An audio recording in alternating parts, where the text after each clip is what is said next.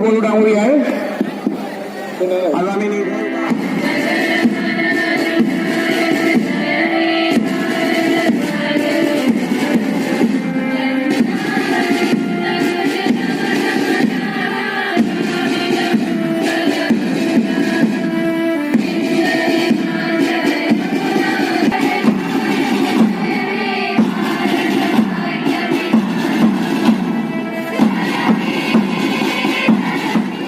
बिथांमोननि मार्च पास्टखौ दैदेनदों पपि बर्मने আৰু তাৰ পিছতে আছে গোসাইগাঁও মহাবিদ্যালয়ৰ নেশ্যনেল কেডেট কৰ্পছ NCCৰ দল আৰু এই দলটিক নেতৃত্ব প্ৰদান কৰিছে পাৰ্থ প্ৰতিম মহন্তই। नेशनल कैडेट कॉर्प्स एबा NCC नि ट्रुप्स और बिथांमोननि মাধ্যমিক বিদ্যালয়ৰ দলটি এই দলটিক নেতৃত্ব প্ৰদান কৰিছে চিনু টুডুৱে।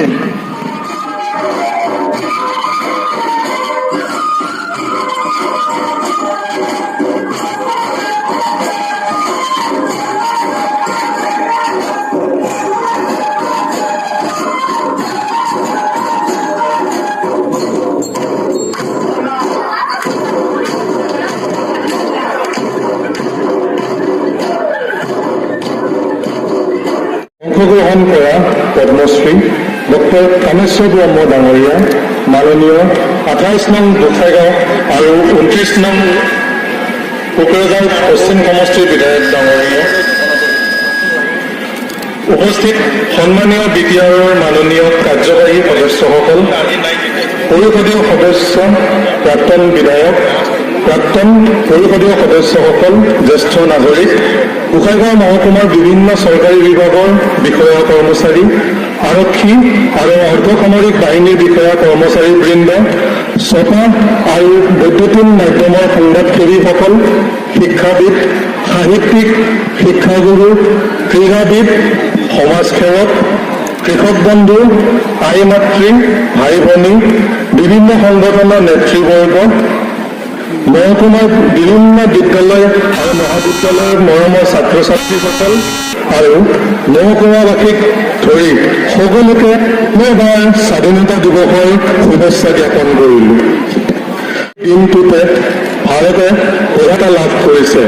চাওঁতে চাওঁতে আমাৰ দেশে ৭৫টা বছৰ অতিক্ৰম কৰিলে।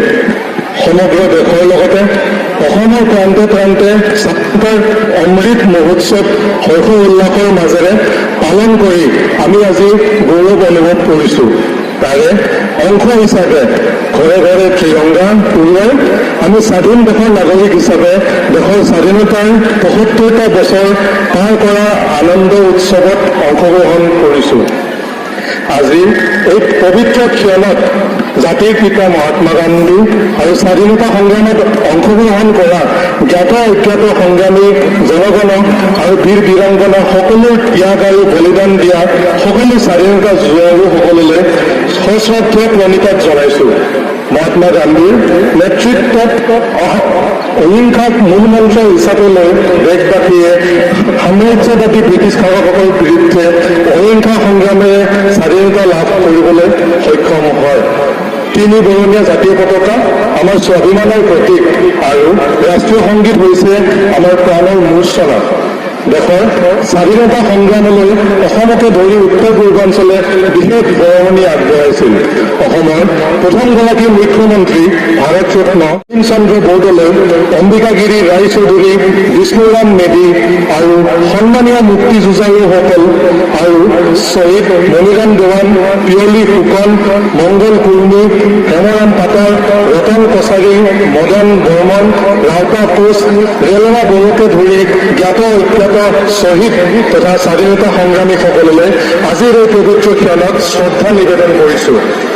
বৰ্তমানৰ প্ৰধানমন্ত্ৰী শ্ৰীযুত নৰেন্দ্ৰ মোদী ডাঙৰীয়া আৰু অসমৰ মুখ্যমন্ত্ৰী শ্ৰীযুত হিমন্ত বিশ্ব শৰ্মা দেৱৰ নেতৃত্বত ভাৰত তথা অসমৰ উন্নয়নৰ গতি ত্বৰান্বিত হৈছে। প্ৰধানমন্ত্ৰী ডাঙৰীয়াৰ হৰ ঘৰ তিৰংগা সবকা সাথ সবকা বিকাশৰ আদেশেৰে অনুপ্ৰাণিত হৈ জাতি বৰ্ণ ধৰ্ম ভাষা নিৰ্বিশেষে ৰাজ্যবাসীৰ সমবিকাশৰ বাবে আমি সংকল্প গ্ৰহণ কৰিছোঁ। শ্ৰদ্ধা ৰাইজ, অসম চৰকাৰে প্ৰতি বছৰে জনকল্যাণমূলক নতুন নতুন আঁচনি ৰূপায়ণ কৰি আমাৰ অঞ্চলৰ ৰাইজৰ উন্নয়ন সাধন কৰি আহিছে। ঠিক তেনেদৰে বৰ্তমানৰ মুখ্য কাৰ্যবাহী সদস্য শ্ৰীযুত প্ৰমোদ বড়োদেৱৰ চৰকাৰেও BTIৰ অন্তৰ্গত অঞ্চলত বসবাস কৰা জাতি ধৰ্ম নিৰ্বিশেষে সকলো শ্ৰেণীৰ ৰাইজৰ সুবিধাৰ্থে ন আঁচনি গ্ৰহণ কৰি সামাজিক আৰু অৰ্থনৈতিক পৰিৱেশ উন্নত কৰাৰ লগতে উন্নয়নৰ গতি ত্বৰান্বিত কৰি প্ৰগতিৰ পথত দুখোজ আগবাঢ়ি গৈছে।